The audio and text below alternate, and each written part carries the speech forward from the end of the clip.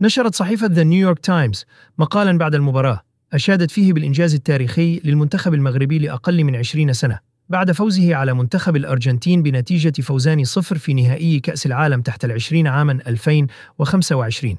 افتتح ياسر الزبيري التسجيل من ضربة حرة رائعة في الدقيقة 12 قبل أن يضيف الهدف الثاني في الدقيقة 20 و90 بعد تمريرة دقيقة من عثمان مأمة. وأشادت الصحيفة بالانضباط التكتيكي العالي للمغرب وبقدرته على السيطرة على مجريات اللقاء رغم الضغط الكبير من المنتخب الأرجنتيني.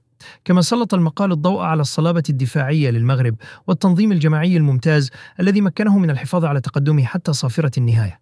وأكدت الصحيفة أن هذا التتويج يعد لحظة فارقة في تاريخ كرة القدم المغربية والعربية، إذ أصبح المغرب أول بلد عربي يتوج بلقب كأس العالم لأقل من 20 سنة. واختتمت بالإشارة إلى أن عثمان مأمة حصل على الكرة الذهبية لأفضل لاعب في البطولة، فيما خطف الزبيري الأضواء بثنائيته وأدائه الكبير في النهائي.